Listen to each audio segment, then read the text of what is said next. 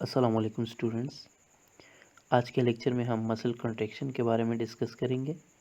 सबसे पहले muscle contraction ये एक ऑल और नॉन फिनोमेना है, क्योंकि एक मसल में मौजूद फाइबर्स को, जिनको हम मायोफाइबर्स कहते हैं, इन फाइबर्स को एक मोटर न्यूरॉन कंट्रोल करते हैं। इसका मतलब हरगिज़ ये नहीं है कि एक मसल के इनसाइड जितने फाइबर्स होते हैं उन तमाम फाइबर्स को एक ही मोटर न्यूरॉन कंट्रोल करता है, लेकिन एक मसल फाइबर्स मतलब एक मोटर न्यूरॉन जो है ये बहुत सारे मसल फाइबर्स को कंट्रोल कर सकता है। इसके लिए कोई ख़ास स्पेसिफिक नंबर भी नहीं है कि एक मोटर न्यूरॉन 10 फाइबर्स को कंट्रोल करती है या एक motor neuron more than 10 fibres को कंट्रोल करती है। कुछ ऐसे मोटर न्यूरॉन्स होते हैं जिनके एक्सॉन्स के बहुत सारे ब्रांचेस होते हैं और ये अप टू 100 मायोफाइबर्स को या मसल फाइबर्स को इनर्वेट करते हैं, और कुछ ऐसे न्यूरॉन्स होते हैं जो कि सिर्फ 10 फाइबर्स को इनर्वेट करते हैं। अब ये डिपेंड करता है कि वो मसल्स कितने स्ट्रॉन्ग स्टिमुलस को रिस्पॉन्ड करते हैं, उतनी ही उसमें से एक motor neuron maximum number of muscle fibres को इनर्वेट करती हैं। अगर एक मसल वो मैक्सिमम स्टिमुलस को रिस्पॉन्ड करती है, मतलब जो स्टिमुलस है उसकी थ्रेशोल्ड स्टिमुलस उसकी वैल्यू ज़्यादा है, तो ये मोटर न्यूरॉन्स बहुत सारे मसल फाइबर्स को इनर्वेट करती है। और अगर ये मसल ये लो स्टिमुलस को रिस्पॉन्ड करता है तो फिर a few muscle fibres are controlled by a single motor neuron. जो मोटर न्यूरॉन जितने मसल फाइबर्स को इनर्वेट करती है, ये मोटर न्यूरॉन्स और ये मसल फाइबर्स एक मोटर यूनिट बनाती है। मतलब इस डायग्राम में अगर हम देखें तो इस मोटर न्यूरॉन के जो ब्रांचेस हैं ये 5 हैं। तो ये मोटर न्यूरॉन 5 मसल फाइबर्स को इनर्वेट करती है, और अब इस मोटर न्यूरॉन में जब भी इम्पल्स आएगा तो ये 5 मसल फाइबर्स कंट्रैक्ट होंगे, और ये तमाम मसल फाइबर्स एक साथ ही कंट्रैक्ट होंगे। क्योंकि देखिए, अगर इम्पल्स एक एक्सॉन टर्मिनल में आ रहा है या एक एक्सॉन ब्रांच में आ रहा है, तो ये नर्व इम्पल्स इन तमाम टर्मिनल्स में जाएगा, और इस तरह ये तमाम टर्मिनल्स को जहाँ पे मतलब जो मसल फाइबर की जो मेम्ब्रेन है सर्कुलीमा, इसके साथ जो जंक्शन है जिसको हम न्यूरोमस्कुलर जंक्शन कहते हैं, ये नर्व इम्पल्स वहाँ पे न्यूरोट्रांसमीटर्स रिलीज़ करेगा। वो न्यूरोट्रांसमीटर्स उन रिस्पेक्टिव मसल फाइबर्स में से इंटर होंगे और वहाँ पे कैल्शियम को रिलीज़ करवाएंगे। तो जो मोटर न्यूरॉन्स होते हैं और उनके इनर्वेटिंग मसल फाइबर्स जो हैं ये एक मोटर यूनिट बनाते हैं। मसल कंट्रैक्शन की जो फिनोमेना है, फर्स्ट ऑफ ऑल जब इम्पल्स एक्सॉन टर्मिनल तक पहुंच जाते हैं तो एक्सॉन टर्मिनल में से कुछ साइनेप्टिक वेसिकल्स होते हैं, कुछ मेम्ब्रेन बाउंडेड स्ट्रक्चर्स होती हैं। इन वेसिकल्स के इनसाइड कुछ केमिकल्स होती हैं, उन केमिकल्स को हम न्यूरोट्रांसमीटर्स कहते हैं। जब ये इम्पल्स जब एक्सॉन टर्मिनल्स तक पहुंच जाता है और ये एक्सॉन टर्मिनल्स न्यूरोट्रांसमीटर्स रिलीज़ करते हैं, तो न्यूरोट्रांसमीटर्स सर्कुलिमा में मौजूद कुछ स्पेशल रिसेप्टर्स के साथ बाइंड होते हैं।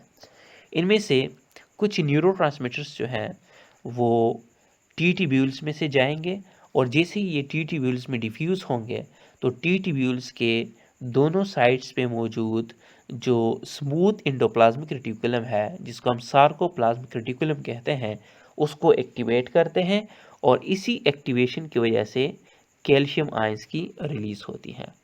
अब जैसे ही कैल्शियम आयंस रिलीज़ होते हैं ये ट्रोपोनिन के साथ बाइंड करेंगे। यहाँ पे देखिए, पहले एक्शन पोटेंशियल कहाँ पे था?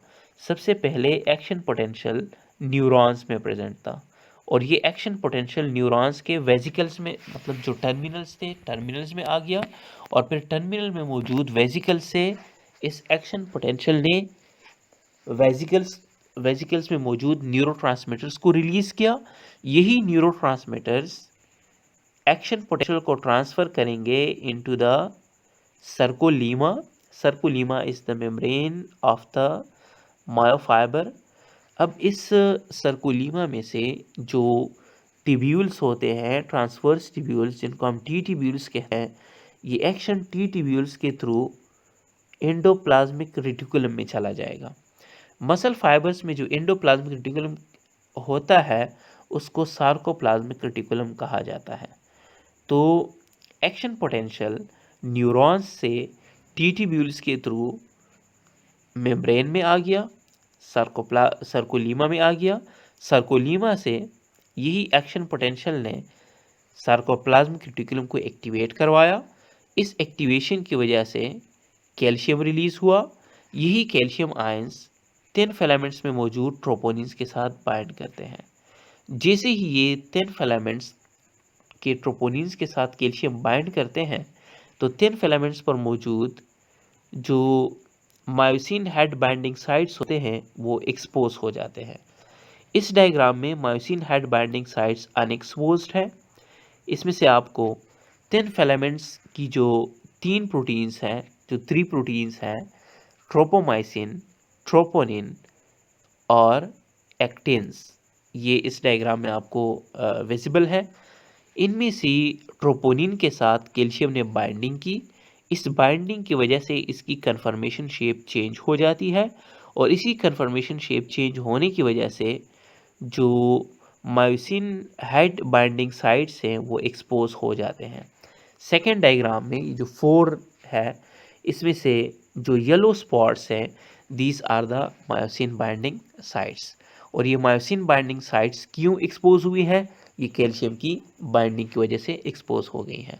इस एक्सपोजर के बाद जो थिक फिलामेंट्स हैं, थिक फिलामेंट्स में मायोसिन प्रोटीन्स होते हैं, उन मायोसिन प्रोटीन्स के जो हेड्स हैं, जिनको हम मायोसिन हेड्स कहते हैं, ये इस थिन फिलामेंट्स में मौजूद एक्टिव साइट्स या मायोसिन हेड बाइंडिंग साइट्स के साथ अटैच होते हैं। इस अटैचमेंट को क्रॉस ब्रिज कहा जाता है। क्रॉस ब्रिज फॉर्मेशन के बाद यही जो मायोसिन हेड है ये एक स्ट्रक्चरल प्रोटीन भी है और ये एंजाइमेटिक फंक्शंस भी परफॉर्म करता है। एक एटीपी के साथ बाइंड करेगा, एटीपी को हाइड्रोलाइज करेगा। इस एटीपी की ब्रेकडाउन से जितनी एनर्जी प्रोड्यूस होगी उसी एनर्जी को यूज़ करते हुए मायोसिन हेड एक एक्टिव साइट से या मायोसिन हेड बाइंडिंग साइट से दूसरे मायोसिन बाइंडिंग साइट में क्रॉलिंग करता है। मींस के जब ये क्रॉलिंग करेगा तो थिन और थिक फिलामेंट्स की ओवरलैपिंग होगी। ये जो थिक फिलामेंट्स हैं, इसकी जो मायोसिन हेड्स थिन फिलामेंट्स के साथ अटैच होते हैं तो ये उन थिन फिलामेंट्स को अपनी तरफ पुल करते हैं और जैसे ही इसको पुल करेंगे तो थिन और थिक फिलामेंट्स की ओवरलैपिंग होगी और इसी ओवरलैपिंग की वजह से मसल्स की कंट्रैक्शन काज होती है। देखिए ये एक कॉमन ऑब्जर्वेशन है, जब भी मसल्स रिलैक्स होते हैं तो रिलैक्स मसल्स की लेंथ ज़्यादा होती है, लेकिन जब मसल्स कंट्रैक्ट होते हैं तो इनकी लेंथ कम हो जाती है, क्योंकि जब फिलामेंट्स या एक्टिन मायोफिलामेंट्स और थिक मायोफिलामेंट्स, जिनको हम मायोसिन मायोफिलामेंट्स कहते हैं, जब ये ओवरलैप करते हैं तो ओवरऑल साइज जो है वो शॉर्ट हो जाती है और मसल्स थिक हो जाते हैं। तो स्टेप वाइज अगर हम देखें तो सबसे पहले जब कैल्शियम ने बाइंडिंग की थिन फिलामेंट्स के साथ, थिन फिलामेंट्स में मौजूद ट्रोपोनिन के साथ जब कैल्शियम ने बाइंडिंग की तो इस बाइंडिंग की वजह से एक्टिव साइट्स एक्सपोज हो जाते हैं।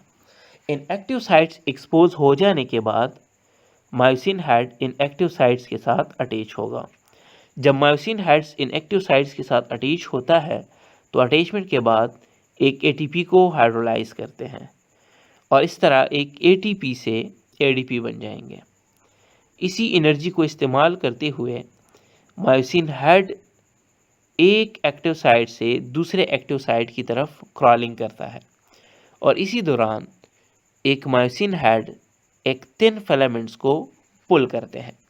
जिसे इनको पुल करेंगे तो इन फिलामेंट्स की ओवरलैपिंग होगी और इसी वजह से जो हाइपोथेसिस है मसल्स की कंट्रैक्शन की हाइपोथेसिस, उसको हम मायोफिलामेंट स्लाइडिंग हाइपोथेसिस कहते हैं।